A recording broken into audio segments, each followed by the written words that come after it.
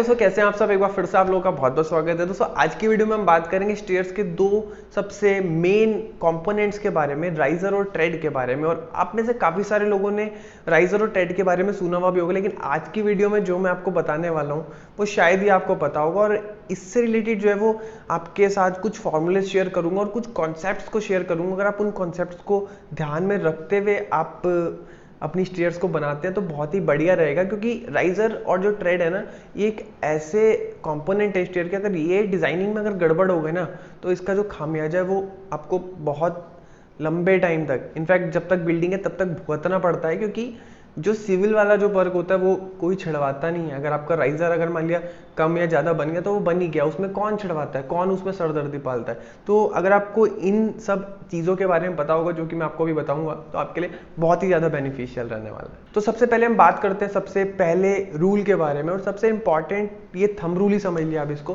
कि देखिए इसमें क्या है कि जो राइजर की आप वैल्यू रख रहे हैं ना, जैसे कि आप राइजर की जो वैल्यू और जो ट्रेड की वैल्यू है, अगर आप जैसे जैसे राइजर की वैल्यू को बढ़ाएंगे आपको ट्रेड की वैल्यू घटानी है, और अगर ट्रेड की वैल्यू घटती है तो आपको राइजर की वैल्यू बढ़ानी है। ऐसा मैं क्यों कह रहा हूँ वो चीज समझिए। देखिए मान लिया अगर आपने राइजर को रखा है कम तो आपको ट्रेड को बढ़ाना पड़ेगा, ठीक है।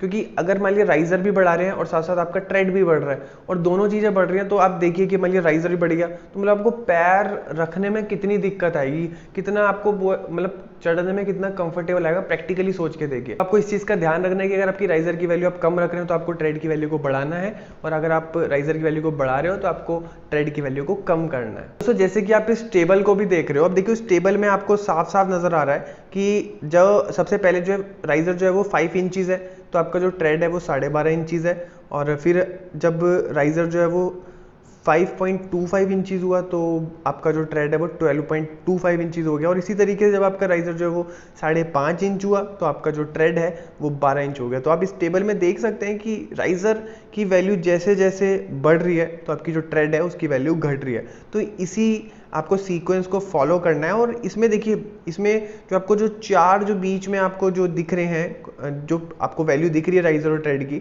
और इसके साथ साथ जो एंगल भी आपको दिख रहा है, ये सबसे आइडियल पोजीशन है। अगर आप जो है राइजर आपके पास 6.5 इंची से लेकर के और 7.25 इंची तक अगर आप रखते हो, और इसके साथ साथ ही जो है वो ट्रेड की वैल्यू भी ये रखते हो, तो ये सबसे आइडियल सिचुएशन मानी जाती है। और देखिए ट्रेड की वैल्यू या फिर राइजर की वैल्यू एक दूसरे के ऊपर डिपेंड करती है। अगर आप राइजर की वैल्यू कम रख रहे हो, जैसे मान लिया आपने राइजर जो है 6.5 इंची आपने डिजाइन करा, तो उस कंडीशन में जो आइडियल जो ट्रेड की जो आपकी डायमेंशन रहेगी वो 11 इंचीज रहेगी।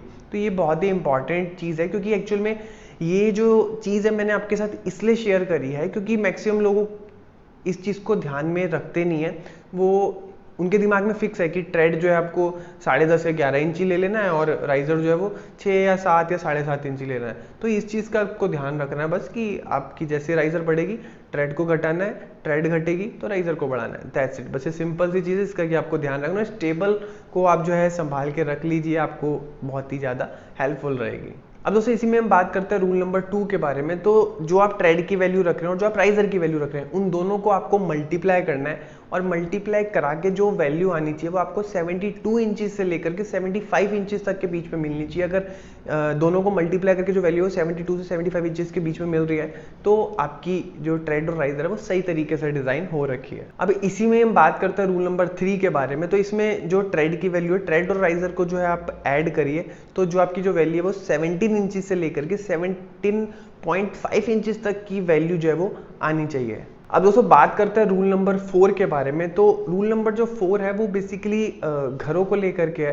तो घरों को लेकर के कुछ मिनिमम डायमेंशन है जिसका कि आपको ध्यान रखना चाहिए। जैसे कि अगर आप घरों के लिए अगर आप स्टेयर्स बनाते हैं तो कम से कम जो स्टेयर्स की जो चौड़ाई है वो आपको 36 इंचेस यानी कि 3 फीट लेनी ही चाहिए। और फिर अगर हम बात करें राइजर के बारे में, तो जो राइजर है वो आपको मैक्सिमम से मैक्सिमम जो है वो 8.25 इंचेस तक लेना चाहिए। इससे ज़्यादा का जो राइजर है वो नहीं लेना चाहिए। हालांकि आप 6 से 7 के बीच में लेते हैं तो ये आइडियल माना जाता है, लेकिन जो मैक्सिमम जो अलाउ जो है वो करता है रूल, वो 8.25 इंचेस तक जो है आप ले सकते हैं। और इसी में अगर मैं ट्रेड की बात करूं तो जो मिनिमम जो ट्रेड है वो आपको 9 इंचेस जो है वो रखना ही होता है। अगर आप इससे छोटा रखते हैं ना, जैसे मान लीजिए ट्रेड बहुत छोटा हो गया, तो जब उसके ऊपर बंदा पैर रखता है तो आधा पैर जो है उसका हवा में ही रहता है, तो उसका गिरने का चांस जो है वो ज़्यादा रहता है। तो जो ट्रेड की बात करें, जो आप घरों में स्टेयर्स बनाते हैं, तो मिनिमम जो ट्रेड है वो आपको 9 इंचेस लेना ही चाहिए। अब दोस्तों बात करते हैं रूल नंबर 5 के बारे में। तो रूल नंबर जो 5 है वो नॉन रेजिडेंशियल एरियाज के लिए है, जैसे कि जो ऐसे एरिया जहाँ पे कि सब ने चलना है, वहाँ पे बच्चे बूढ़े सारे टाइप के बंदों को चलना है, तो उस एरियाज के लिए भी कुछ रूल है। तो जो नॉन रेजिडेंशियल एरिया है तो उसमें जो स्टेयर्स बनती है, मिनिमम जो उसकी स्टेयर्स की जो चौड़ाई है वो आपको 44 इंचेस रखनी ही चाहिए। मिनिमम है, इससे ज़्यादा ले सकते हैं लेकिन इससे कम नहीं लेनी चाहिए।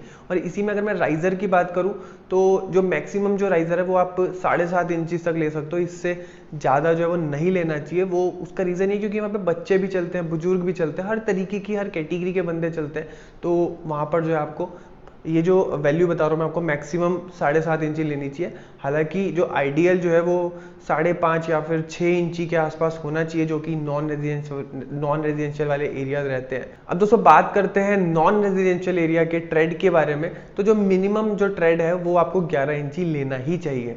तो बेसिकली स्टेयर्स से रिलेटेड ये कुछ टिप्स थे, अगर आप इसका ध्यान में रखते हैं तो आपकी जो स्टेयर्स के जो राइजर और ट्रेड है बहुत ही अच्छे तरीके से डिज़ाइन होंगे। और इन चीज़ों का आपको ध्यान भी रखना चाहिए, क्योंकि ये कंफर्ट के हिसाब से अगर देखा जाए तो बहुत ही इंपॉर्टेंट चीज़ है। हालांकि अगर इस चीज़ का ध्यान भी रखा नहीं जाए तो आपकी गलती कंसीडर जो है वो इतना नहीं होती, लेकिन इस चीज़ का अगर आप ध्यान में रखते हैं और वहाँ पे कोई बंदा चढ़ता है तो वो ये चीज़ ज़रूर फील करेगा कि आपकी स्ट्रेस को जो चढ़ते हुए हमें जोड़ नहीं पड़ रहा। तो इन चीज़ों का भी जो है आपको ध्यान रखना चाहिए। तो दोस्तों अभी रिसेंटली मैंने युवा प्लस, जो कि एक सब्सक्रिप्शन बेस्ड सर्विस है, जो लोग भी इंटीरियर्स को सीखना चाहते हैं और जो इंटीरियर्स के फील्ड में है या फिर इंटीरियर्स के स्टूडेंट है, तो उन लोगों के लिए बहुत ही बेनिफिशियल है। तो अगर आप उसके बारे में जानना चाहते हैं तो नंबर आपको स्क्रीन पर दिख जाएगा, ये बेसिकली व्हाट्सएप नंबर है। आप यहाँ पे कोई भी क्वेरी पूछते हैं और युवा प्लस के बारे में पूछते हैं तो आपको डिटेल्स मिल जाएंगी। और अगर आपको अच्छा लगता है और आप इंटरेस्टेड हैं तो आप इस कम्युनिटी को ज्वाइन भी कर सकते हैं। तो दोस्तों वीडियो देखने के लिए बहुत बहुत धन्यवाद, और उम्मीद करता हूँ कि आपको मेरी ये जो वीडियो अच्छी लगी होगी। अच्छी लगी तो उसको लाइक कर सकते हो, और आपको कोई भी क्वेश्चन है इस टॉपिक के रिगार्डिंग तो आप नीचे कमेंट बॉक्स में पूछ सकते हैं। वीडियो देखने के लिए बहुत बहुत धन्यवाद। जय हिंद, वंदे मातरम।